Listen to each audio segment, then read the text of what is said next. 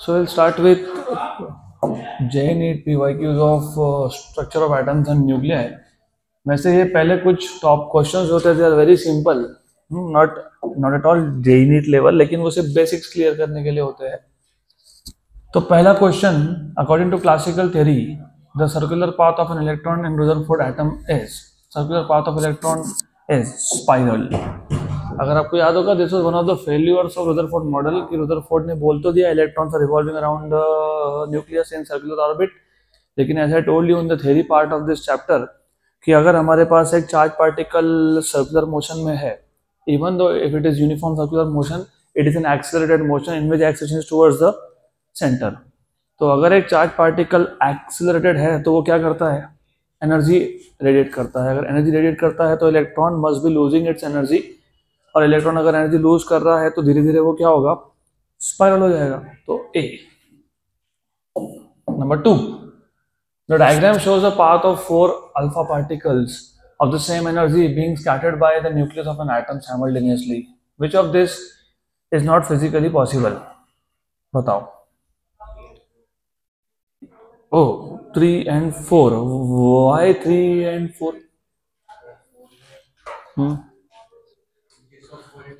It is only 4. Why you are saying 3 and 4? ऐसा scattering होगा, yes, क्योंकि positive positive में रिपल्शन है. पार्ट 2 होगा, यस. पाथ 3 होगा, यस, लेकिन पाथ 4 जो है उसे नीचे जाना चाहिए. तो 4 only is not physically possible. अगला question, in Bohr's model of hydrogen atom which of the following pairs of quantities are quantized. Quantized मतलब they are in the form of small small units, small small packets. Energy तो होता है quantized, h nu, and you know angular momentum is also quantized, nh upon 2 pi. Only those orbits are allowed in which the electron has angular momentum integral multiple of h upon 2 pi. कौन सा postulate था ये? Second. तो energy and angular momentum both are quantized. Next question. The simple Bohr model cannot be directly applied to calculate the energy levels of an atom with many electrons. This is because, very good. तो देखो, मैंने आपको theory में ना बहुत बार बोला था ये चीज कि Bohr's model is basically for hydrogen atom, for hydrogen या हाइड्रोजन लाइक. जैसे हीलियम है, लेकिन उसमें से अगर मैंने इलेक्ट्रॉन्स को निकाल दिया तो आयन बन गया. तो हाइड्रोजन लाइक के लिए वो मॉडल चलता है, बाकियों के लिए वो नहीं चलता है. तो इसलिए बोला the simple Bohr model can not be directly applied to calculate the energy levels of an atom with many electrons. This is because of the electrons not being subject to central force of the electron colliding with each other, of screening effect, the force between the nucleus and electron will no longer be given by Coulomb's law. What do you think? बताओ मेरे को. with I need to have a proper explanation for that. What is screening effect? That is shielding effect, not the screening effect. तो what he is saying कि जो बाहर का electron होगा, अब न्यूक्लियस और बाहर के इलेक्ट्रॉन्स, उसके बीच में बाकी इलेक्ट्रॉन्स है, तो बाकी इलेक्ट्रॉन्स जो है ना वो न्यूक्लियस को शील्ड करते हैं so that the outer electron can not interact. उसको शील्डिंग इफेक्ट बोलते हैं, स्क्रीनिंग इफेक्ट नहीं बोलते. Yes, you are saying something? No. तो आंसर इज ए. क्यों? क्योंकि बेसिकली इफ यू नो, हमने बोहर मॉडल में पहले पोस्टुलेट में ये बताया था that the electron is revolving around the nucleus in circular orbit, और अगर न्यूक्लियस के अराउंड सर्कुलर ऑर्बिट है तो which force is required? Centripetal. और वो फोर्स कहाँ से आता है? Coulomb's law. तो वो सेंट्रल फोर्स होता है, राइट. एक इलेक्ट्रॉन है, एक न्यूक्लियस है, बीच में कुछ नहीं है, तो वहाँ पे सेंट्रल फोर्स होता है. तो आप बोल सकते हो कि जो सेंट्रीपिटल फोर्स है वो कौन प्रोवाइड कर रहा है? Coulomb's law. लेकिन जो बहुत इलेक्ट्रॉन्स होते हैं ना, तो देखो इलेक्ट्रॉन पे न्यूक्लियस का फोर्स भी है पॉजिटिव, और बाकी इलेक्ट्रॉन्स का भी तो है ना. तो it is because the force is not centre any more. Next question. For the ground state the electron in the hydrogen atom has angular momentum equal to h. तो ground state, for the ground state the electron in the hydrogen atom has angular momentum h. According to the simple Bohr model, angular momentum is a vector and hence there will be infinitely many orbits with the vector pointing in all possible direction. In actuality, this is not true because Bohr model gives incorrect values of angular momentum because only one of these would have a minimum energy. Angular momentum must be in the direction of the spin of electron because electrons go around only in horizontal orbits. तो ये question को skip करो क्योंकि question incorrect दिख रहा है. अगर ऐसा बोला भी होता तो h/2π बोलना चाहिए था क्योंकि ग्राउंड स्टेट में n की वैल्यू 1 हो जाएगी.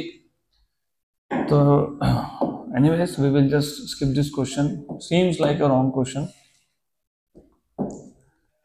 अभी यहाँ पे भी ना इस क्वेश्चन में भी बहुत जगह पे बहुत एम्बिग्विटी है आंसर में.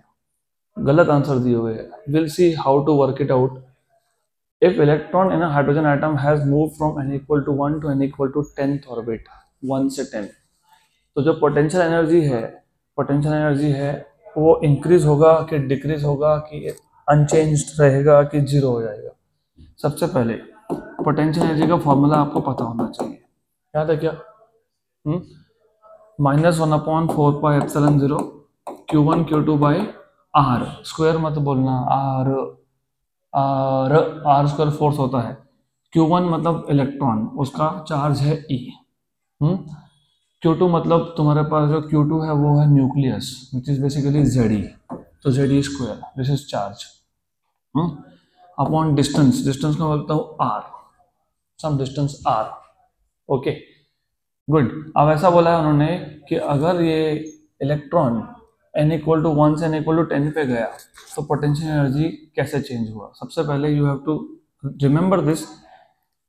इलेक्ट्रॉन अगर फर्स्ट ऑर्बिट से 10th ऑर्बिट पे भी गया तो Z स्क्वायर चेंज होने वाला है क्या? नहीं. और वैसे भी हाइड्रोजन एटम है तो Z की वैल्यू क्या आएगी? 1. तो Z तो चेंज होने वाला है नहीं.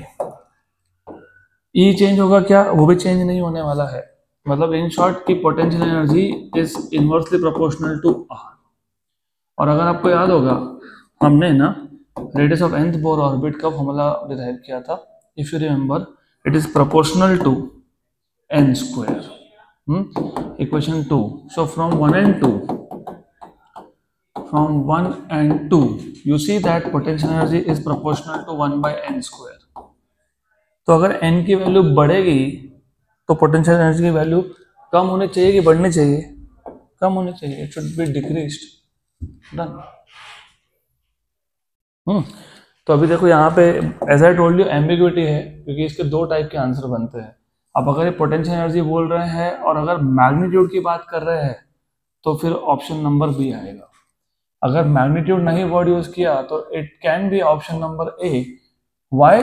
Because of course negative sign के साथ अगर तुम लेते हो नेगेटिव के साथ, तो नेगेटिव के साथ जब तुम लोगे तो ये जब वैल्यू बढ़ेगी तो ये नंबर कम होगा तो नेगेटिव नंबर कम होगा तो पोटेंशियल एनर्जी बढ़ेगा.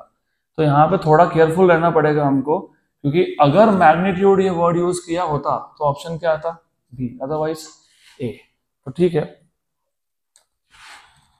और what about total energy also? Total energy भी नेगेटिव होता है ना. तो सेम लॉजिक. तो जिनको अभी भी कंफ्यूजन है मैं वापस समझा देता हूँ.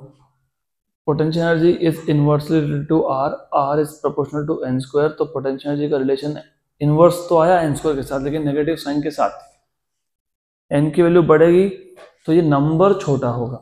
ये नंबर छोटा होगा तो नेगेटिव वैल्यू कम हो रही है. नेगेटिव वैल्यू कम होना मतलब पॉजिटिव की तरफ जाना. पॉजिटिव वैल्यू की तरफ जाना मतलब बढ़ना. तो बढ़ना. Next question. This is joke. The ratio of kinetic energy to total energy of an electron in Bohr orbit is. ये हमने कितनी बार किया? If you remember नहीं याद है तो बता देता हूँ मैं. अभी हमने पोटेंशियल एनर्जी का इक्वेशन देखा था. क्या था? -1/4πε0 Ze स्क्वायर बाय R. ये पोटेंशियल एनर्जी था. और अगर आपको याद होगा काइनेटिक एनर्जी का इक्वेशन याद है? भूल गए. 1/8πε0 Ze स्क्वायर बाय R. तो जब तुम इन दोनों को ऐड करोगे तो बन जाएगा टोटल एनर्जी। तो टोटल एनर्जी का equation kinetic plus potential. Kinetic is 1/8, this is -1/4, तो how much? -1/8 -1/4 is -1/8, so it is -1/8 pi epsilon 0 z square by r। मैंने बोला भी था आपको कि total energy is negative of kinetic energy. Gravitation में भी बताया था मैंने आपको कि सेम सेम कॉन्सेप्ट है वहां पे भी। तो देखो अभी ऐसा है कि ये जो टोटल एनर्जी है वो नेगेटिव ऑफ काइनेटिक एनर्जी है, बराबर। तो रेशियो क्या आएगा? -1 done. Question number 9th 8th मैं जानबूझ के स्किप कर रहा हूँ, स्किप नहीं कर रहा हूँ एक्चुअली, वो न्यूक्लियर फिजिक्स का इसमें मिक्स हो गया, तो जब वो आएगा तब देखेंगे। हाफ लाइफ से रिलेटेड क्वेश्चन है वो, तो will see then. Question number 9th, the distance of closest approach of an alpha particle fired at a nucleus with kinetic energy k is r0. The distance of closest approach when the alpha particle is fired at the same nucleus with kinetic energy 2k will be। अभी जो distance of closest approach है और impact parameter, ये दो parameter ऐसे हैं जो theory में डिस्कस नहीं होते, तो वो इन द फॉर्म ऑफ क्वेश्चन में करवा दूंगा। उसमें से पहला अभी आ गया डिस्टेंस ऑफ क्लोजेस्ट अप्रोच। अब सबका ध्यान यहाँ पे, ये डिस्टेंस ऑफ क्लोजेस्ट अप्रोच होता क्या है, पहले वो कॉन्सेप्ट समझ लो।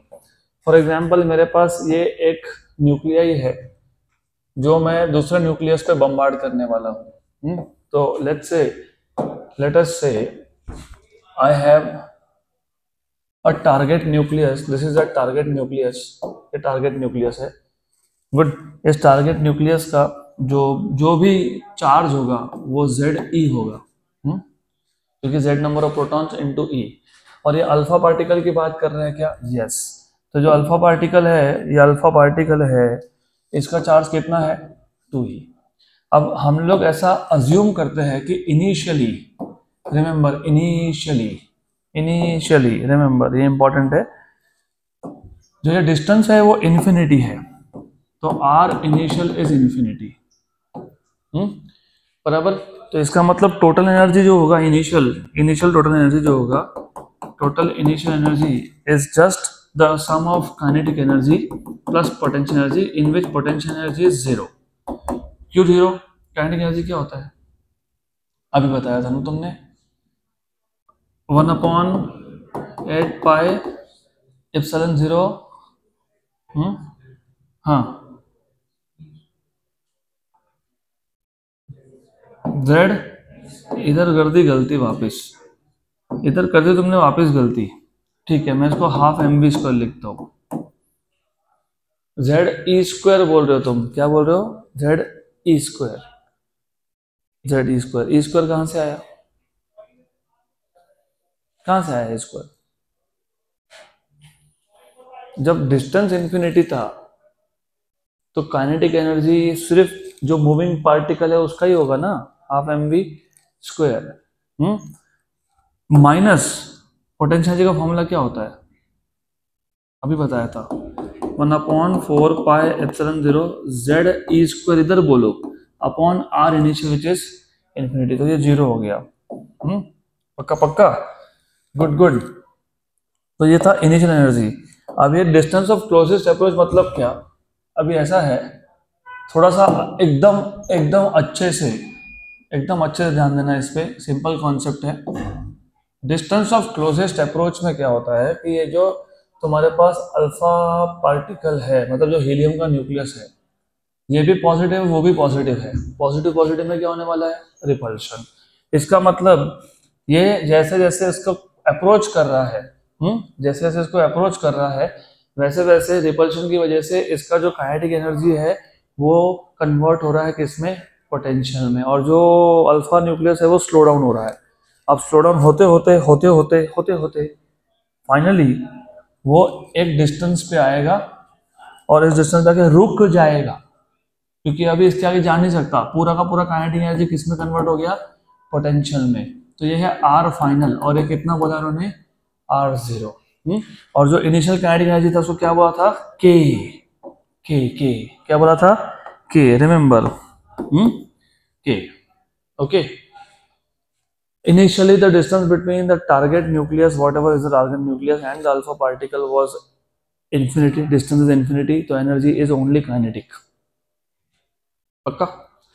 अब ये जो टारगेट न्यूक्लियस है उसको ये दूसरा अल्फा पार्टिकल जो है वो अप्रोच कर रहा है, दोनों पॉजिटिव पॉजिटिव रिपल्शन होगा तो रिपल्शन की वजह से ये डीएक्सलेट होगा, इसका स्पीड कम होगा और फाइनली एक डिस्टेंस पे आके वो रुक जाएगा, और जिस डिस्टेंस पे आके वो रुक गया उसको बोलते हैं डिस्टेंस ऑफ क्लोजेस्ट अप्रोच, क्योंकि इसके आगे वो जा ही नहीं पाएगा वो, this is called distance of closest approach. बराबर, गुड। अब मैंने जैसे बोला मैं इम्पैक्ट पैरामीटर अभी सिर्फ इंट्रोड्यूस कर देता हूँ, मैं उसको डिराइव बाद में करूंगा, जरूरत पड़ेगी तब। देखो ये जो सेंटर है, ये जो सेंटर है टारगेट न्यूक्लियस का, अगर इसमें से मैं एक लाइन पास करता हूँ, बराबर, और अगर ये न्यूक्लियस कौन सा अल्फा पार्टिकल का न्यूक्लियस, अल्फा पार्टिकल, ये इसी लाइन पे आ रहा हो तो इम्पैक्ट पैरामीटर को 0 बोलते हैं, लेकिन हमेशा ऐसा नहीं ना कि इसी लाइन के थ्रू आएगा, हो सकता है थोड़ा ऊपर से आ रहा हो, तो इस लाइन में और जो पाथ है, पाथ अल्फा पार्टिकल का पाथ, इन दोनों में जो डिस्टेंस होता है इसको बोलते हो इम्पैक्ट पैरामीटर। क्या बोलते हैं? Impact parameter. वो जब आएगा तब देखेंगे। अब यहाँ पे पहले हम लोग फाइनल एनर्जी की बात कर लेते हैं, तो total final energy equals to final kinetic energy plus final potential energy. As I told you कि ये तो आके रुक गया, अल्फा पार्टिकल स्टॉप्स, तो what is total, what is the kinetic energy? Final 0, and how much is that? -1/4πε0 z। इधर भी गलत बताया, इधर भी गलत बताया, ZE, और ये 2E था, तो 2 कौन बताएगा? इधर भी तुम देखो वही गलती कर रहे थे, इन्होंने अल्फा पार्टिकल बोला है, दूसरा टारगेट न्यूक्लियस क्या है बताया नहीं, तो टारगेट न्यूक्लियस जो भी हो तुमने क्या लिखा? ZE, लेकिन अल्फा पार्टिकल को क्या लिखोगे? 2E। वैसे यहाँ तुमको जरूरत पड़ेगी नहीं, लेकिन फिर भी R फाइनल, और R फाइनल को क्या बोला है इन्होंने? What is R final? R0। क्या बोला है? R0। तो ये आ गया -1/4πε0 2z² तो according to conservation of energy, total initial energy equal to total final energy. So therefore according to conservation of energy, conservation of energy, you have total initial energy equal to total final energy. What is total initial energy? K. What is total final energy? -1/4πε0 2z² क्योंकि ये R0 था। इसका मतलब ये सब तो बाकी constant है, तो kinetic energy is proportional to R0, closest distance of closest approach, तो R0 is inversely proportional to K। तो अभी इन्होंने बोला कि अगर मैं एनर्जी 2K कर दूं तो what will B distance of closest approach, तो इनवर्स रिलेशन है, इनवर्स है, तो R02/R01 इज K1/K2, तो K1/K2, what is K2? 2K, what is K1? K, तो कितना हो जाएगा? हाफ, तो हाफ हो जाएगा ना, तो R0/2 आ जाएगा, R0/2, option number A, simple. चलो नेक्स्ट क्वेश्चन। अभी नेक्स्ट टाइम से I don't want you to do all this, ये पहली बार था तो मैंने डिराइव करके दिया, बहुत सिंपल लॉजिक है। इनिशियल डिस्टेंस तुम इन्फिनिटी लेते हो, मतलब इनिशियली सिर्फ काइनेटिक एनर्जी है अल्फा पार्टिकल के पास, ये तो रेस्ट पे था, इसके पास तो है नहीं एनर्जी, और डिस्टेंस इन्फिनिटी था तो only kinetic energy, potential is 0, good, potential is 0, ये 0 बन जाएगा। और सेकंड केस में alpha particle also comes to rest, तो दोनों रेस्ट पे, kinetic is 0, only energy is potential energy, तो loss in kinetic energy of the first particle which is alpha particle equal to gain in kinetic gain in potential energy of the system. और अगली बार से ये याद रख लेना कि इस केस में you see that kinetic energy is inversely proportional to distance of closest approach. अगला question, the radius of electron second stationary orbit, okay, in Bohr atom is r, the radius of the third orbit will be, simple question है। अभी देखो इस case में करना क्या, पहले वो समझ लो, इजी है, too easy. Do you remember radius of nth Bohr orbit is r0 n square. याद है r0 की वैल्यू तुमको अगर याद होगी, r1 बोलो r0 बोल दो 0.5371 एंगस्ट्रॉम में. तो अभी इन्होंने बोला है the radius of third orbit, second orbit का दिया है रेडियस r. तो इसका मतलब R N is proportional to N square. तो r3 bye r2 equals to ये जो है ये n, मैं इसको बोल देता हूँ n3 बाय n2 का स्क्वायर. तो r3 बाय r2 को क्या बोला है r. What is n3? 3 bye 2 मतलब 1.5 का स्क्वायर मतलब 2.25 हो गया ऑप्शन बी. तो r3 बाय r इज 2.25 मतलब r3 इज 2.25 r. ये हो गया radius of third orbit in terms of radius of second orbit. अगला question, the radius of the first lowest orbit of hydrogen atom is a0. The radius of second orbit will be, क्या joke है, अभी तो देखा था हमने, क्या देखा था, r equals to r0 n square. तो r2 पूछा है, r0 को a0 बोला है, a0 2 स्क्वायर, तो कितना आएगा 4 टाइम्स ऑफ a0. चलो आगे अगला question, question number 12. Taking the Bohr radius as 53 picometer, जिसको हम लोग 0.5371 एंगस्ट्रॉम बोलते हैं, उसी को इन्होंने पिकोमीटर में लिखा. पिको मतलब कितना, 10⁻12. The radius of lithium doubly ionized, तो Li++ ion in its ground state on the basis of Bohr's model will be about. अब देखो कंफ्यूजन कहाँ होता है, पहले गलती कहाँ होती है बता देता, तो एग्जाम में मत करना. नॉर्मली हमारा थॉट प्रोसेस ये है कि ये लिथियम डबली आयोनाइज्ड है. लिथियम में इलेक्ट्रॉन कितने होते हैं, 3, उसमें से 2 है फर्स्ट ऑर्बिट में, 1 है सेकेंड ऑर्बिट में. जब तुम डबल आयनाइज करते हो तो पहले कौन जाता है, सेकेंड ऑर्बिट, ठीक. उसके बाद जो बचता है 2, वो पहले ऑर्बिट में, उसमें से भी 1 गया, तो बचा कौन, 1. कौन से ऑर्बिट में, फर्स्ट. हमको ऐसा लगता है कि फर्स्ट ऑर्बिट में तो हाइड्रोजन ऐसा हो गया तो सेम आएगा, मतलब 53 आंसर आएगा, नहीं आएगा. अब क्यों नहीं आएगा, इसलिए तुमको मैंने थोड़ा टाइम पहले बोला था कि मुझे रेडियस का इक्वेशन बताओ. h square epsilon 0 upon pi m square n square by z. ये सारा कांस्टेंट है जिसको तुम r0 बोलते हो. वही है वो 53 पिकोमीटर. तो Rn is proportional to n square by z. लेकिन देखो doubly ionized lithium ion ground state में है, बराबर. तो ग्राउंड स्टेट के लिए n की वैल्यू भी कितनी है, 1 है, कांस्टेंट है. तो रिलेशन क्या आएगा, इनवर्स आएगा ना, इनवर्स. Very good. तो अभी याद रखना, ऐसे केसेस में सीधा बता देता हूँ तुमको मैं, ये Rn हो गया r0 n square by z, और ये r0 की वैल्यू दी है 53 पिकोमीटर. तो for ground state of Li++, for ground state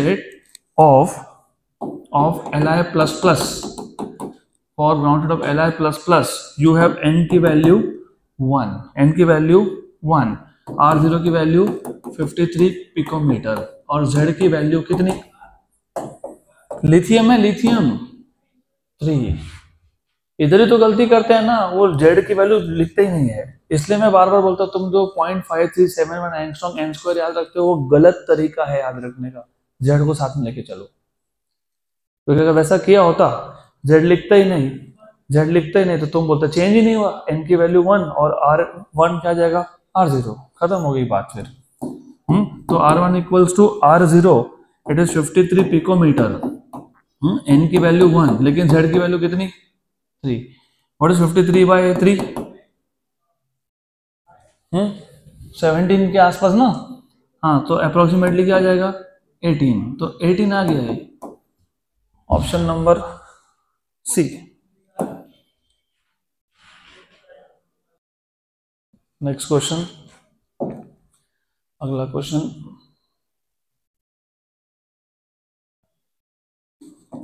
the ionization energy of 10 times ionized 10 times ionized sodium atom is ionization energy of 10 times ionized sodium atom. अच्छा एक बात बताओ. No, you understand why I'm laughing? I'm laughing because I'm going to ask you a question now. Tell एक बात बताओ. What is the formula of energy of electron in nth Bohr orbit in terms of eV? 13.6 by n square. इधर हाँ z square. ये चाहिए मेरे को. अगर ये तुम नहीं लिखोगे तो गए गए गए गए गए गए गए. सोडियम में कितने इलेक्ट्रॉन्स होते हैं? उसमें से 10 तो निकल गए. 10 टाइम्स आयोनाइज्ड है. बचा एक. बचा एक. अगर एक ही बचा तो वो कौन से स्टेट में बचा? Ground state. तो याद रखना, since sodium is 10 times ionized, 10 times ionized, therefore it has only one electron left. It has only one electron left. और ये जो एक इलेक्ट्रॉन बचा है उसके पास, ये कौन से ऑर्बिट में है? First orbit. This electron is in ground state, is in ground state, therefore n की वैल्यू आ गई 1, लेकिन z की वैल्यू कितनी लोगे? 11. z होता है नंबर ऑफ प्रोटॉन्स न्यूक्लियस में. तो जो सोडियम में कितने प्रोटॉन्स होते हैं? 11. जितने इलेक्ट्रॉन थे उतने ही 11 प्रोटॉन भी है. 10 इलेक्ट्रॉन चले गए, प्रोटॉन थोड़ी गया, प्रोटॉन तो उधर ही है. तो therefore you have ionization energy En equals to minus 13.6 by n square की वैल्यू तो 1 हो गई. z square 11 square eV. बताओ आंसर क्या आएगा? Option D. Next question. If the energy of hydrogen atom in nth orbit is En, then the energy in the nth orbit of a singly ionized helium atom will be. अच्छा simple है. तो ऐसा बोला है आपको, if the energy of hydrogen atom in nth orbit is En, you should know nth orbit में minus 13.6 by क्या आएगा? n square. ये किसके लिए है? ये H आइटम के लिए है, हाइड्रोजन के लिए. इन्होंने बोला है then the energy in the nth orbit of singly ionized helium. तो हीलियम के लिए क्या आएगा पता है? Into Z square, right. और हीलियम के लिए जेड की वैल्यू कितनी है? 2 है ना? 2 है ना? करेक्ट. और इसको तुमने क्या बोला हुआ है? En. तो remember, energy of electron in nth orbit of helium will be En into Z square. और जेड की वैल्यू यहाँ पे 2 है, तो ये आ जाएगा आपका 4 टाइम्स ऑफ En. तो 4En. ऑप्शन नंबर ए. अभी तुमने लिख तो लिया, लिखने की जरूरत ही नहीं थी. बताता हूं क्यों.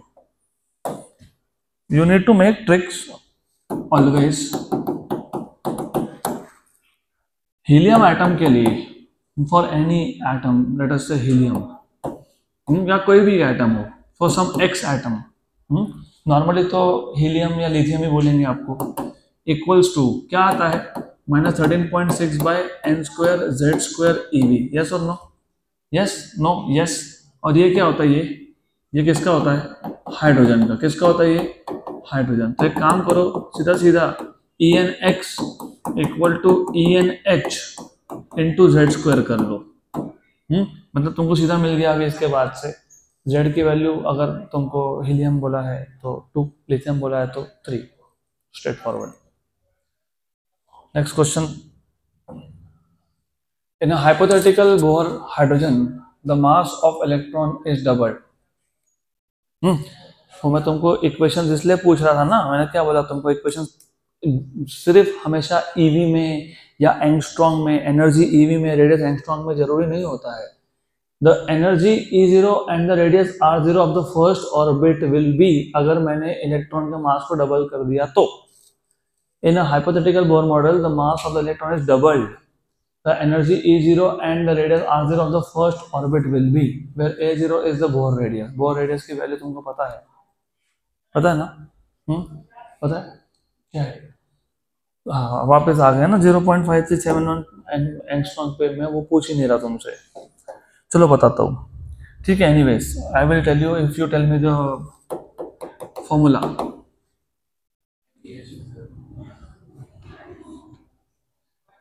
मेरे को पूरा फॉर्मूला बताओ, पूरा पूरा। H square epsilon zero. हाँ तो मुझे पूरा बताओ ना ये, माइनस भूल गए हाँ। M E raise to 4 upon 8 epsilon zero square H, H square that square by N square. अभी did they change Z? No. Did they change N? No. बाकी तो वैसे भी कांस्टेंट था, they are changing what? Only M. तो E N is proportional to M, तो mass double तो energy भी डबल। पक्का? Sure sure. मास डबल तो एनर्जी भी डबल। तो remember E N dash upon E N equals to M two by M one या फिर एम डैश बाई एम। और क्वेश्चन के हिसाब से ये जो एम डैश है वो फाइनल मास है, वो फाइनल मास इनिशियल के कंपैरिजन में कितना है? 2 टाइम्स, क्योंकि उन्होंने बोला डबल कर दिया, वो डबल कर दिया, डबल कर दिया। तो E N dash equal to upon E N equal to कितना आ गया? 2।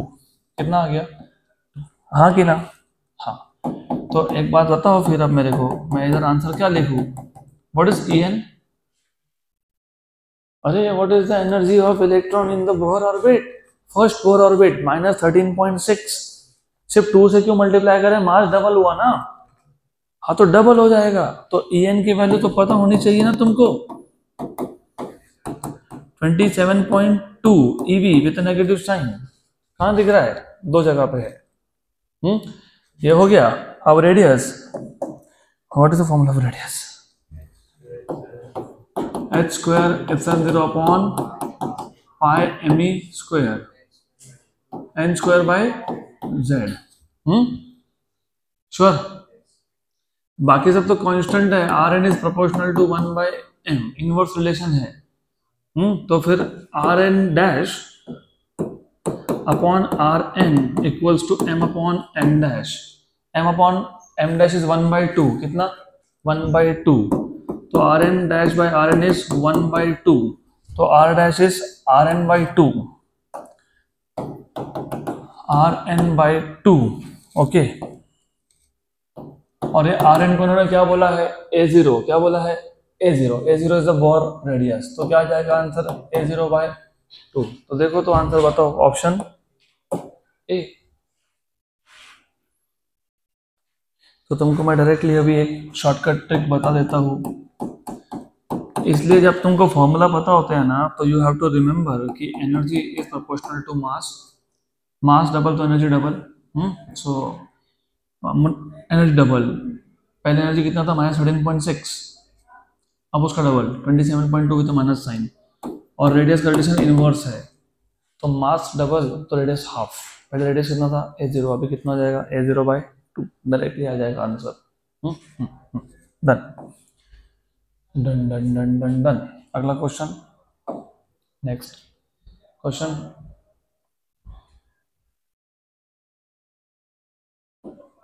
A singly ionized helium atom, singly ionized helium atom in an excited state, singly ionize helium atom मतलब उसमें से जो 2 इलेक्ट्रॉन थे, एक गया, जो बचा एक है वो भी n=4 में है, वो ग्राउंड स्टेट में नहीं है।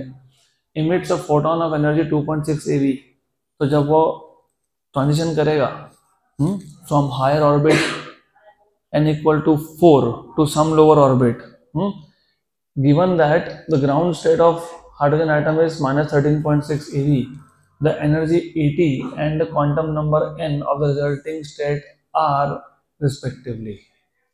तो मैं क्वेश्चन समझा देता हूँ पहले एक बार, फिर तुमको टाइम दूंगा, यू शुड ट्राई। हमारे पास एक singly ionised hydrogen atom, helium atom है।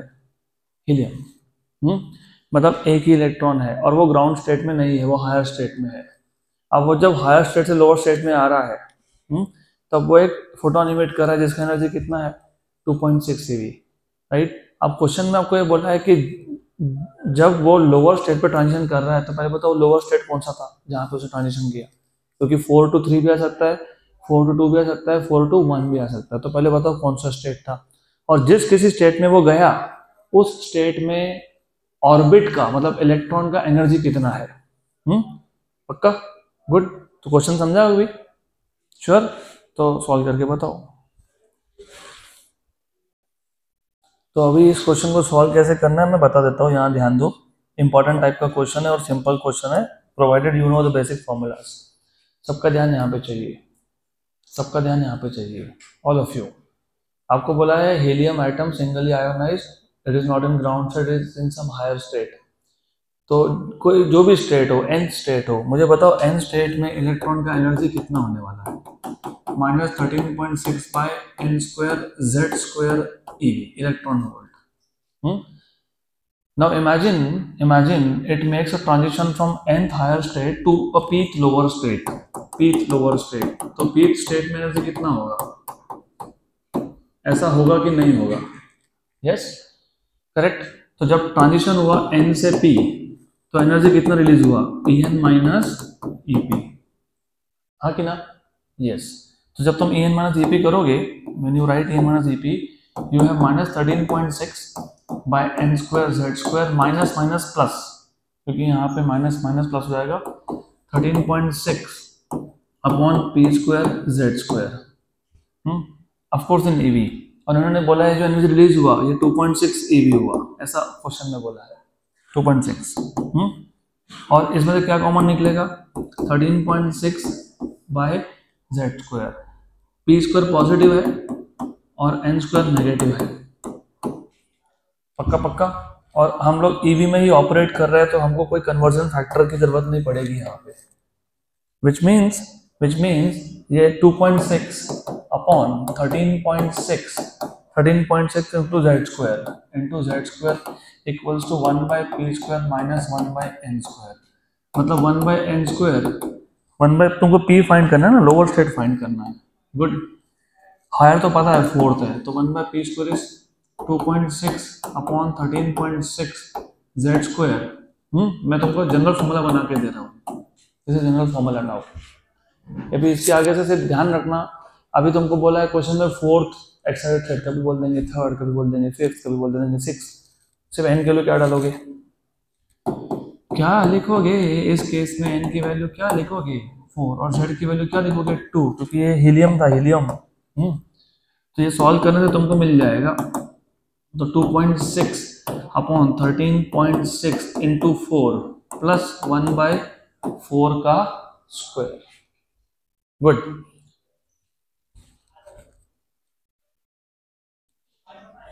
फैक्टर है क्या? फैक्टर है नहीं है? 5.2 टाइम्स। एक काम करो, नहीं है तो 1 बाय 4 कॉमन निकाल लो और इसको सॉल्व करो। 2.6 बाय 13.6 26 तो 136 प्लस 1 बाई 4। अब जब फैक्टर नहीं हो तो फैक्टर बनाने पड़ते हैं, बताता हूँ कैसे। रुको जरा, रुको। व्हाट इज 14 30 और ऊपर 16 आ रहा है ना, 20 30 36 34 इंटू 4 कितना होता है?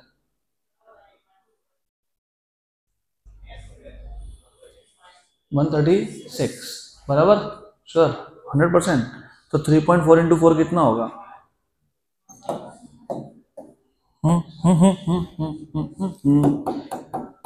नहीं पता?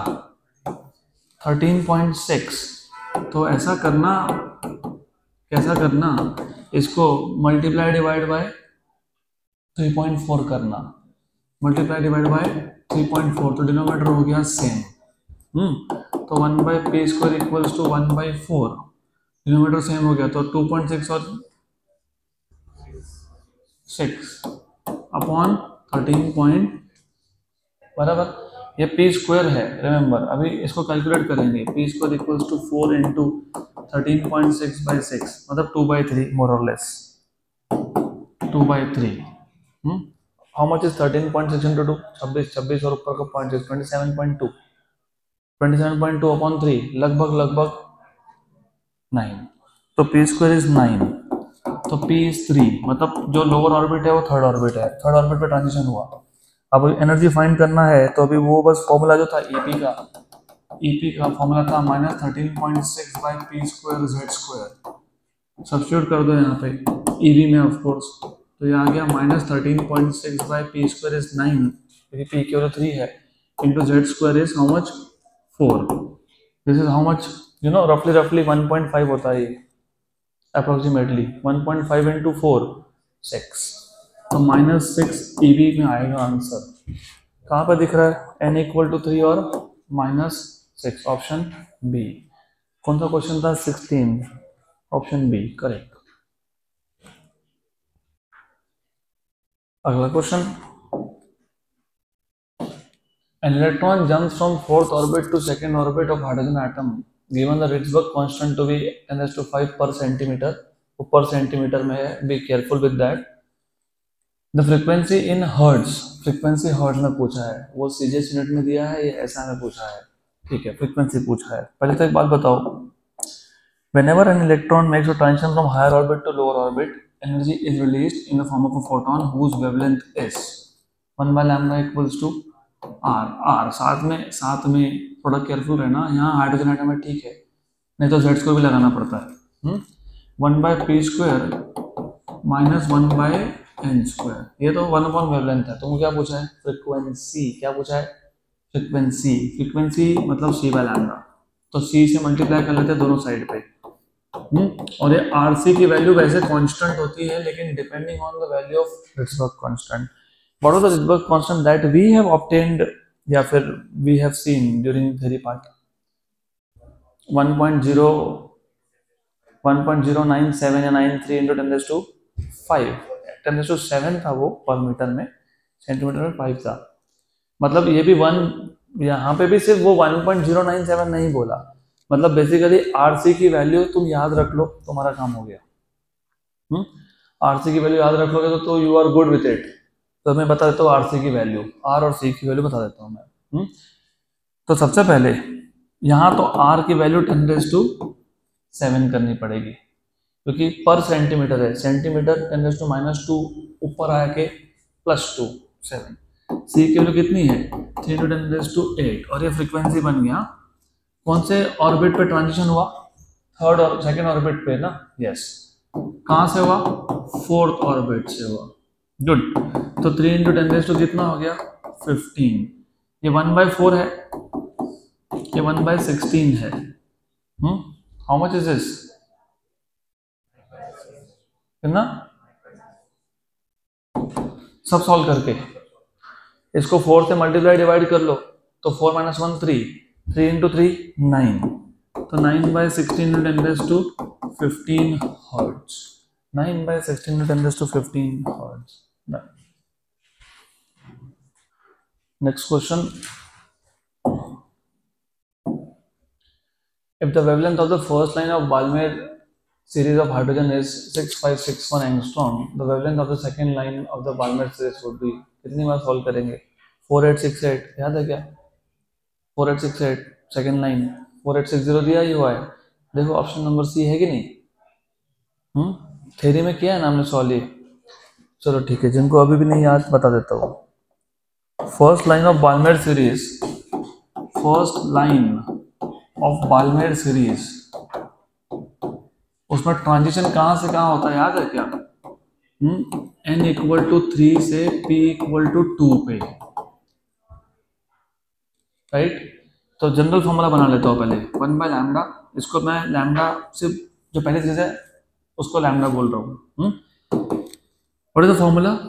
r × 1/p² - 1/n², तो 1 by lambda equals to r 1/p² मतलब 2² - 1/3², बराबर, गुड। तो क्या आ गया ये? 1 by lambda equals to r 1/4 - 1/9, कितना होता है ये? How much is that? 5r/36, 5r/36, तो लैम्डा इक्वल्स टू 36/5r। बस इक्वेशन नंबर 1।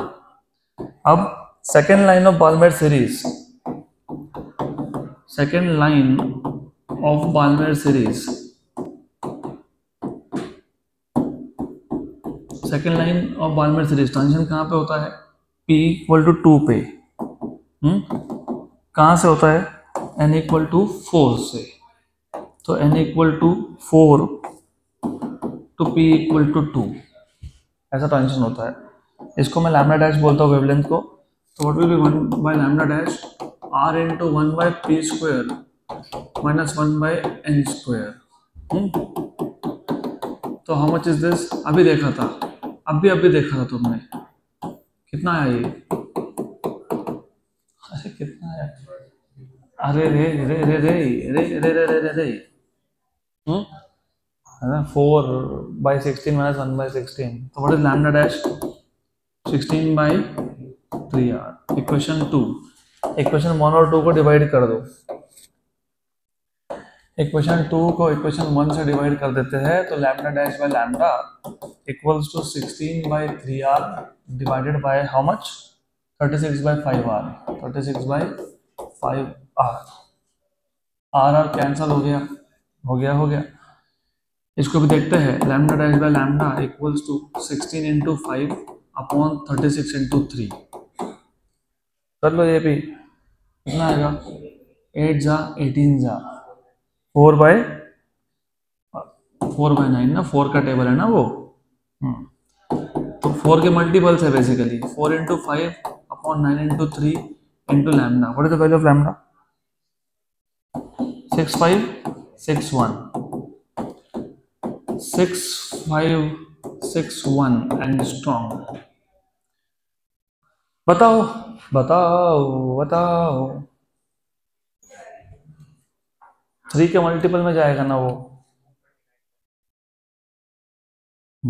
27 1 जा और 239 ओवरऑल।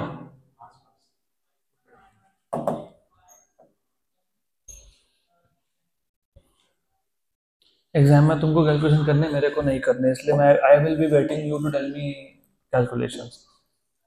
ऐसा नहीं कर रहे जैसा तुम कर रहे हो। तुम जो कैलकुलेशन कर रहे हो वैसा नहीं किया जाता है। That's not how you should do it. बताओ। अरे इट्स नॉट वेरी डिफिकल्ट। 9 का टेबल पता है आपको? व्हाट इज 9 8 जा? व्हाट इज 9 7 जा? 9 7 जा। हिंट दे दिया मैं तुमको, दे दिया हिंट, मिल गया आपको।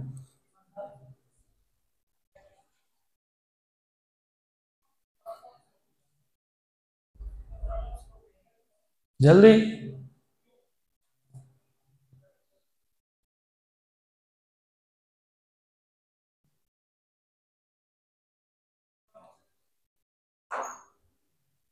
पांच हजार के आसपास आंसर आ गया कब से। ये देखो, यहाँ ध्यान दो, यहाँ ध्यान दो। व्हाट इज 27 2 जा 54। 27 2 जा 54। तो 27 2.5 जा कितना? 6700 के आसपास। 2.5 जा 2.5 जा। Remember, good. तो ये याद रखना, ये 27 है। 27 है और ये 6700 के आसपास है। तो मुझे बताओ हाउ मच इज दिस? गए डायरेक्टली 5000 के आसपास आंसर आ रहा है। लुक, 6561 डिवाइडेड बाय 27 कितना आया? 243 इंटू 20 कितना आया? 4860। मैं जो क्वेश्चन स्टार्ट करने से पहले ही बता दिया था। सेकेंड लाइन की वैल्यू, एग्जैक्ट वैल्यू हमने कैलकुलेट की थी थ्योरी में 4860 सी।